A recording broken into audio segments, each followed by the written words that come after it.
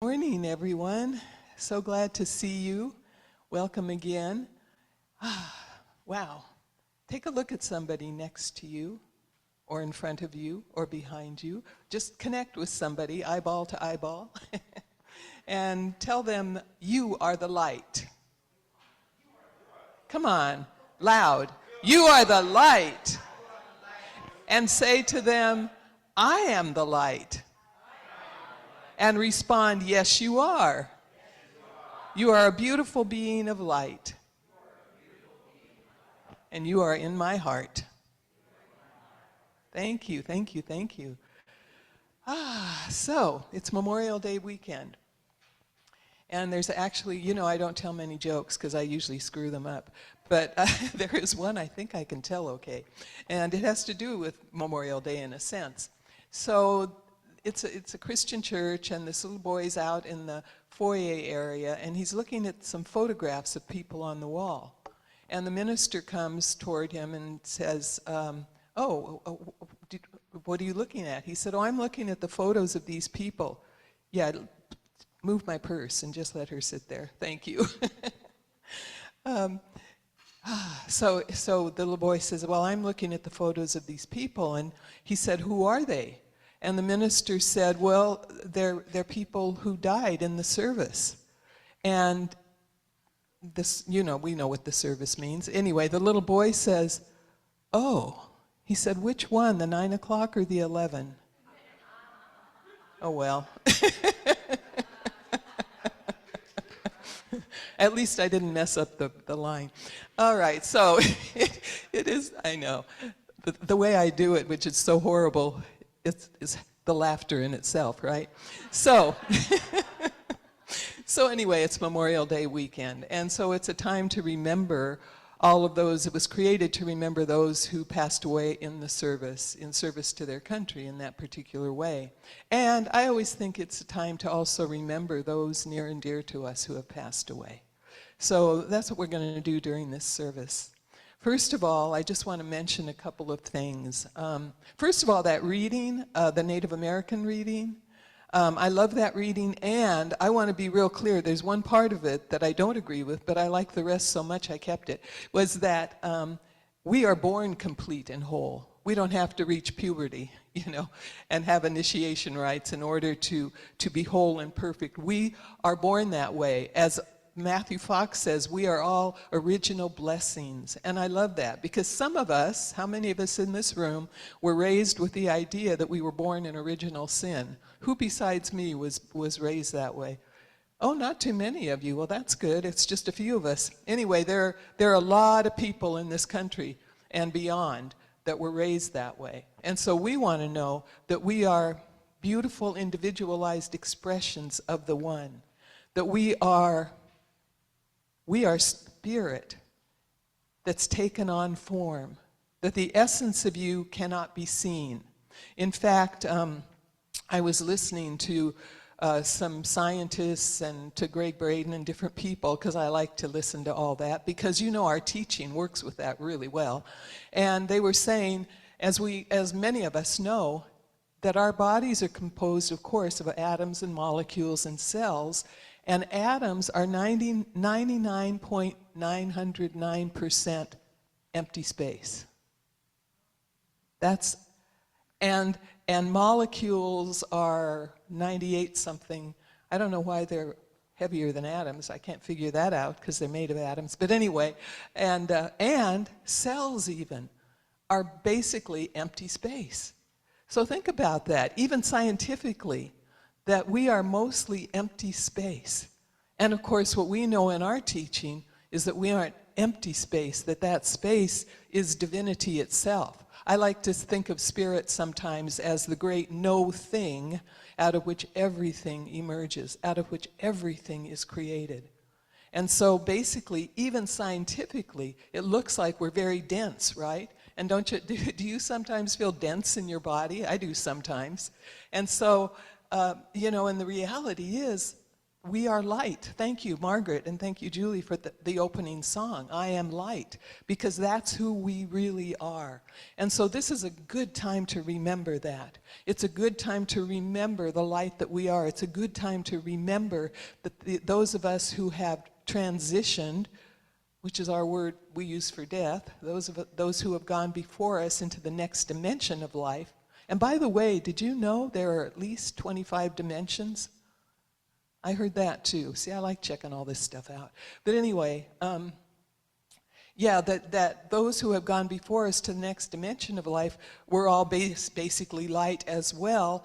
And what I know through meditation and just the spiritual work that I have done, which is a lot of meditation over the years, is I can sense, and I'm sure a lot of you can too, I can sense the wholeness that life is. I can sense that in reality, there's no separation between us, whether it's on this earth plane, whether it's with people who have gone before us. There's no separation. That's a figment of our imagination, or as, what did Einstein call it? An optical delusion or something, you know? But anyway, so basically, what I sense and know so deeply within my own heart and soul is that those who have transitioned before me, and believe me, a lot of people in my life have transitioned, are now on the other side, and I know a lot of you can say the same thing. And so it's beautiful for me to know that basically they're right here, right now. In fact, in the 1990s, my sister was like 52 or 53 when she passed away from lung cancer. I was one of 7. She was the next in line. I was the oldest. And I remember being so struck by that. And it was so difficult. It was harder than my parents going even, which was kind of interesting. And at the same time, I was so clear that she's right here, right now. Sense into that now. People you know have passed on. You can sense into, when you let yourself release any idea of time and space and all that stuff, just sense into their presence, because I know that the ones we're remembering today are here right now. Ooh, I can sense it. My mom, my dad, my aunt, my uncle, all these different people who have gone before and who are now our ancestors.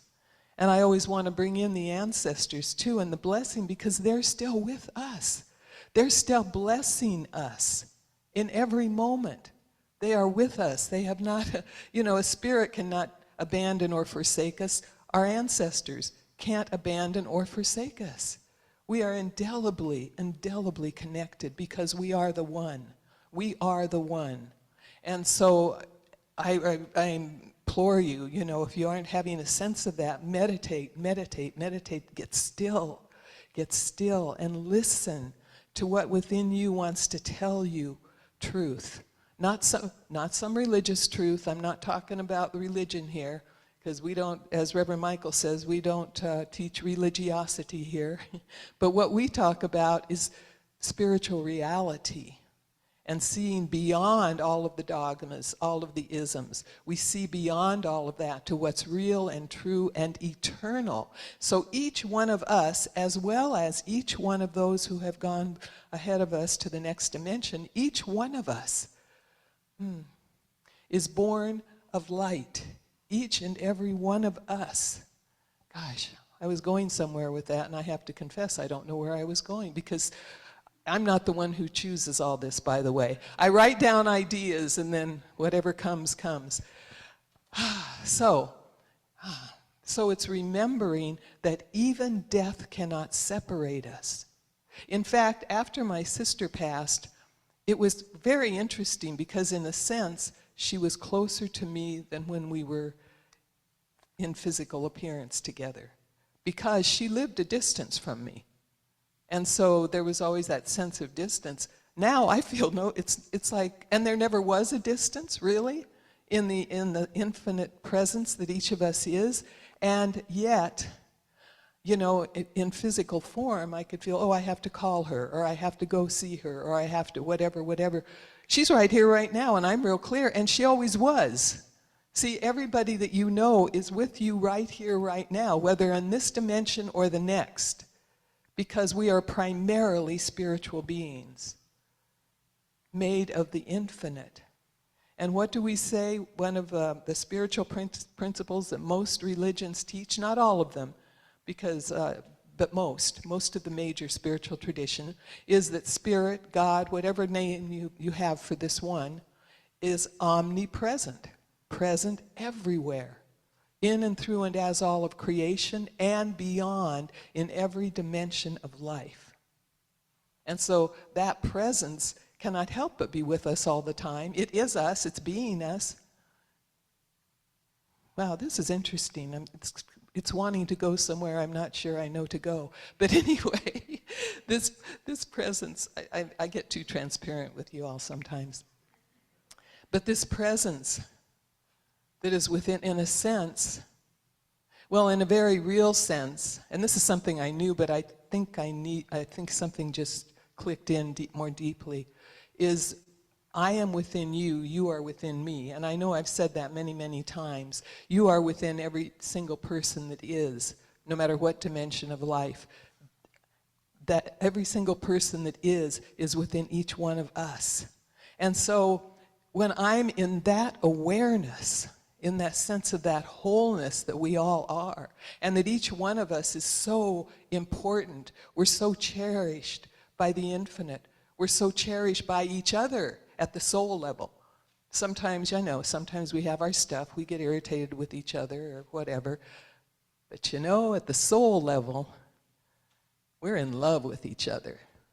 At the soul level, whatever difficulties there were just our soul's contract to grow each other, because we're here to grow each other into the realization that yes, all that I am is spirit. And then I enter into the world in that awareness, and I bring a different consciousness to the world, and I make a difference in the world, right? Because it's consciousness that's going to change the world. Let's be clear. And it doesn't mean that we don't do anything. However, what it means is that ultimately, if what I do is not backed by the consciousness of oneness, for example, when I was very much younger, in my 20s, I was kind of a radical, still am, but I just don't act it out that way. And I would love to be part of civil rights marches, to be part of the anti-war, Vietnam War, all of that. I'm so into that. However, what I brought to it was anger, irritation. I'm upset with racism. I'm upset with homophobia. I'm upset with the war going on. I'm upset. And so it was from that place. Now, the very few times I've participated in rallies and things like that, it's from a whole different place. It's not from I'm angry, it's from I'm seeing a bigger vision. That's what we're here to do, is catch the big vision for our world. And our spirit within us knows that vision.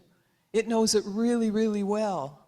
And sometimes we can't even catch it, but it's operating through us when we are open, when we are receptive, when we are available, when we are being that place in consciousness where spirit can use us.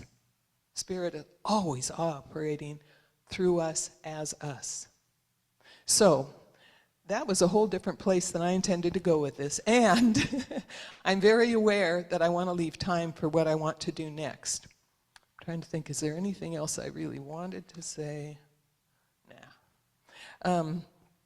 What I want to do is give you all the opportunity to speak the names of individuals who have passed before you. People who are near and dear to you, people who you feel sad about. Oh, I know the other thing I wanted to say. We're going to do that in a minute so you can be being aware of who you're going to mention. There's always going to be grieving, like when my sister passed, when my mother passed, when my father, you know, all these people, when they passed, there's always going to be some sadness, for most of us anyway. Because that's a heart's response. That's a heart's response. And we don't want to deny that. Never, ever, ever do we want to go to the place, well, life is eternal, so I know that she's with me still. We want to honor the grieving. And I wanted to be sure I said that. To be sure I said that, because we don't want to bypass any of that. And that may take a while. And it may be quick. You know, grieving is a process. And so we want to allow ourselves to be in that process. And at the same time, we're knowing the eternality of life. We can be in both places at the same time. We're multidimensional. We're amazing beings.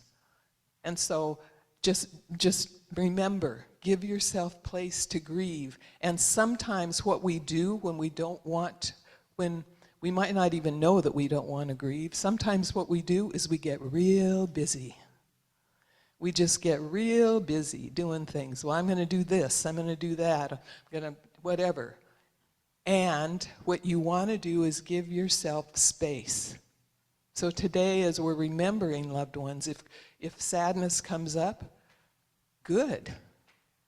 Because that's a way of remembering.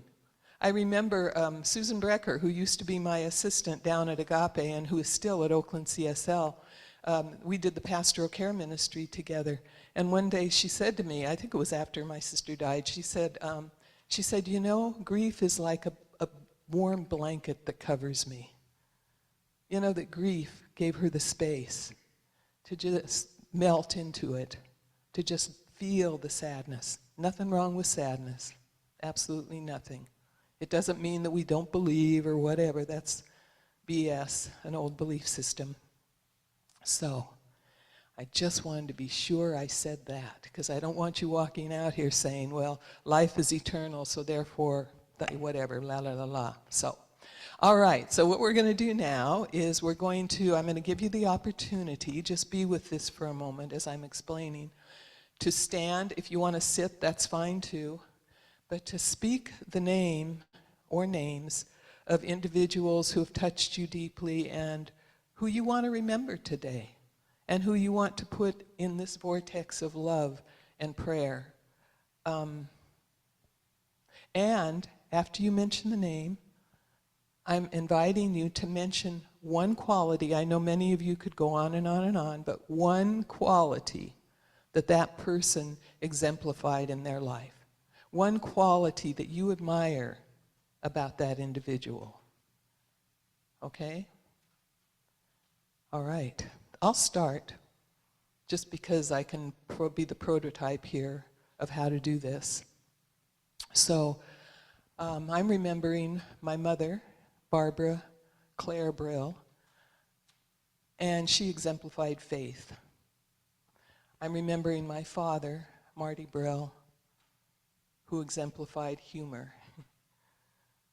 And I could go on, as you all know, because I've mentioned how many people, but I'm not going to. So I'm going to, I want you all to be heard. And those of you on Zoom, please let Matt know that you want to say the name or names of someone and the qualities. Any question before we go on? Okay. So that you don't have to come up here, I'm coming down there. So who wants to be first?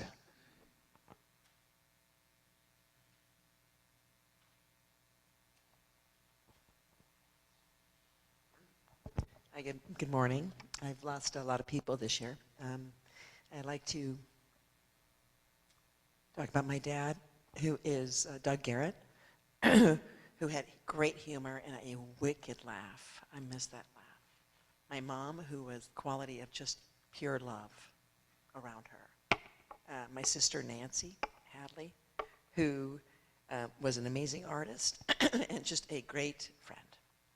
And then if I might, may I throw in my dog? My dog, Mort, who was absolute love and fun. So I miss him terribly, so thank you. Animals, definitely. You can just pass.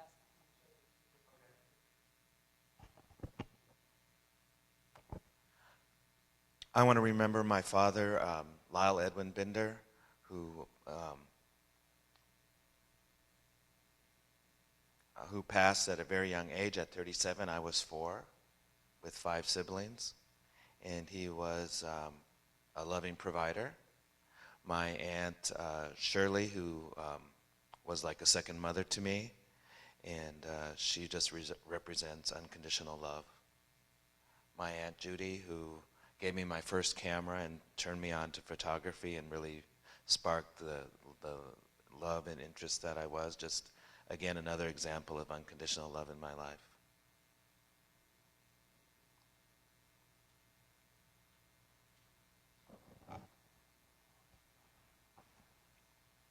It's one of those days where it's all very tender, so I think I'll do my mother, Patricia Ann Blackburn. Boisterous joy when she was there. It was marvelous. My friend Taz Shore, boldness. Lorraine Early, also boisterous joy. And my grandmothers, strength and elegance.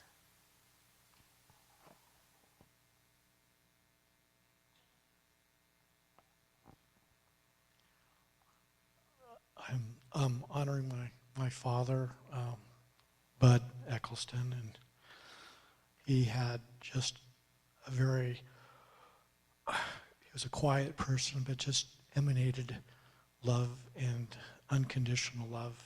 And my maternal grandmother, who was just fun. She was just always fun. And my grandfather, who was just also funny and intelligent and just full of life and humor. There's many more, but I'll pass it on to whomever.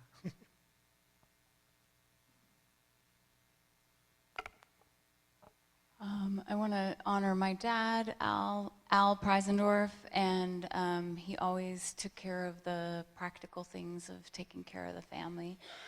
And except when I was a teenager, I appreciated his sense of humor. When I was a teenager, not so much, because it was so embarrassing.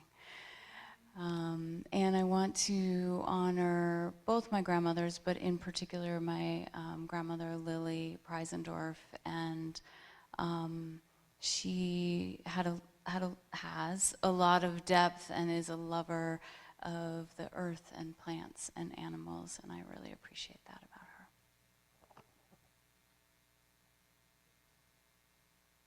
her.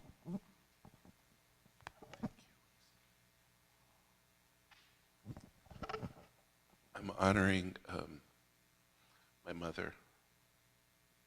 She passed on August 5th last year. And she was my greatest teacher.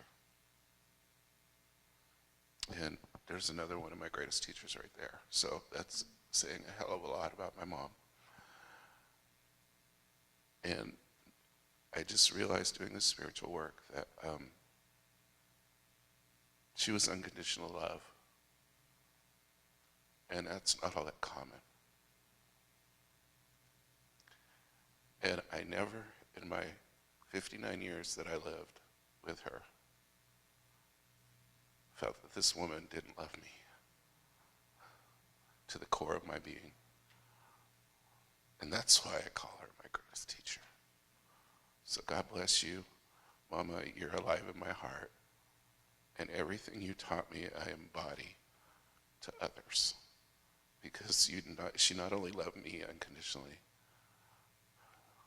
she loved the people around her that way. And she just, I don't think she could have given one more ounce of love. So God bless you, Mama. My mama's name was Gertrude Grace Bonzo Chastain. She embodies grace that is always present from God, and she was a channel of that grace.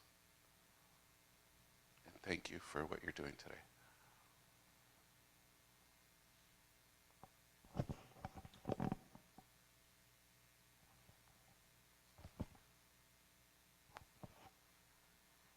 Me and Ella are here to honor my sister-in-law. Carrie Mahoney and your aunt. And what I have to say about her, and just when you think about her, is her vibrant smile. She has this huge smile that stretched across her face, and her eyes would just twinkle, and her deep, deep heart, just her undeniable deep heart. Do you have something to say about it? She was such a sweet person, and she always felt very welcoming, and her smile was really, it was admirable. Thank you. Yeah. Yeah. My uncle Travis, I never met him, but he was, I heard from my mom and my mom's best friend that he was very loving and a really great guy.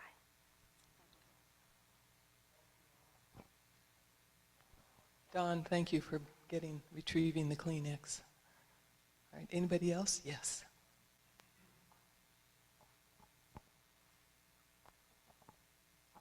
I would love to remember my grandmother, Patricia Lind. She has incredible heart presence, and she was always the person who was writing cards from the hospital bed. That's like how loving she is.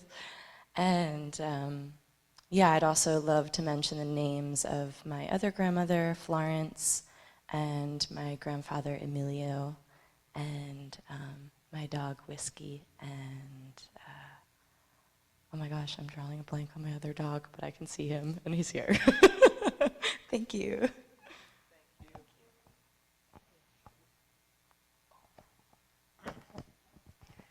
Yeah, I want to acknowledge my mom, Bobby Gibson. She's like this space of love that you never imagined was so beautiful, and I know that's where I got my big heart from her, because she had a big heart, and she was somebody that was always there for me.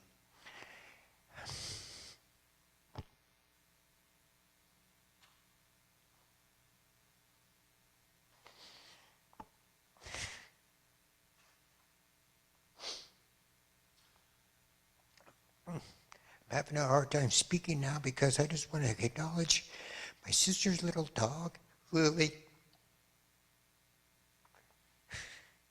who passed away recently, and she was a big part of my life, and she left a big hole in my heart, and she really taught me what unconditional love is, and we bonded, and you know, she just always loved me so much. But I know that she's always with me in my heart, and that's beautiful. Thank you, Rodney. Hi there, I'm Matt. I'm going to be reading two people. Oh, and my camera just went out. Oh, it did it again. Okay, give me a second on that. Okay, so from Lupe, you're willing to read it aloud, Lupe? Here you go. Give me a second. Which? There you are. And go ahead and open your mic, Lupe.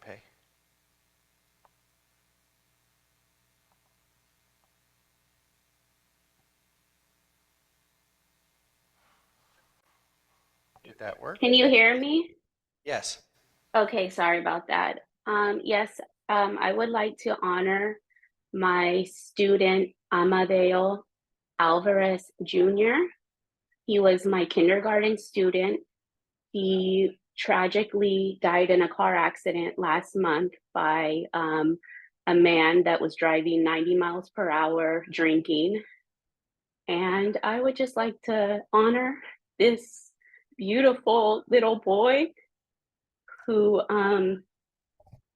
was so kind, respectful, smart, honest, and very loving. He had a tremendous amount of energy and just loved to have fun. He had many friends and was such a great friend. He had a smile that made us all smile right back.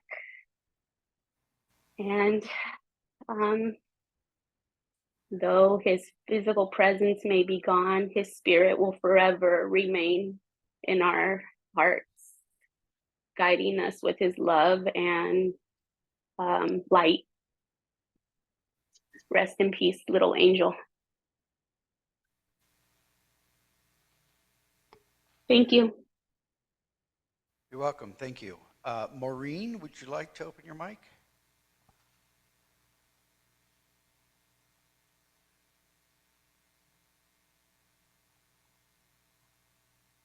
I guess I will. Can you hear me? Yes, we can. Thank you. I just want. I am Margaret's aunt in Chico, and just happened to come upon the service today. She let me know, and so it's quite a gift for me because I'm recovering from a surgery. But I want to honor my brother Barry, who was filled with humor, and my father Fred, who really gave us all the Belton family our gifts of music, and my mother Honey, who was filled with love. And I want to send lots of love to Margaret. Thank you. It was wonderful. Thank you, all of you who shared. Anybody else who has last minute sharing? Okay. So I mentioned my parents. I already also want to mention my sister, whom I've spoken of, Claire, who was courageous, very courageous. And my aunt, Martha Jane, who generous, so generous, and so many more. So all of those who are in our hearts but we haven't mentioned, we're going to do a prayer. It's a Jewish prayer. The Kaddish, which Sarah told me means prayer in Judaism. So at the end of each statement, each sentence that I say, please say, "We remember them" with me. At the rising of the sun and its going down, we remember them. Okay? We remember them. At the blowing of the wind and in the chill of winter, we remember them. At the opening of the buds and in the rebirth of spring, we remember them. At the blueness of the skies and in the warmth of summer, we remember them. At the rustling of the leaves and in the beauty of autumn, we remember them. At the beginning of the year and when it ends, we remember them. At the beginning, when we are weary and in need of strength, we remember them. When we are lost and sick at heart, we remember them. When we have joy we crave to share, we remember them. When we have decisions that are difficult to make, we remember them. When we have achievements that are based on theirs, we remember them. As long as we live, they too live, for they are a part of us. We remember them. There's so much more I could say, and I'm mindful that I don't want to go on and on and on. But you know, I used to specialize in death and dying, and so I can talk a lot about death and dying. And yeah. And I know what a profound time it is when somebody passes. It's the most sacred, not most, but it's just such a sacred time. And when you're allowed to be part of that passing, to be with somebody, to pray for somebody, you're midwifing them into their next dimension of life. And so what a powerful thing that is. Just like we midwife babies into this dimension, it's like, you know, these beings get to be babies again, you know, into another dimension of life with all that they have learned, with all the consciousness that they have gained.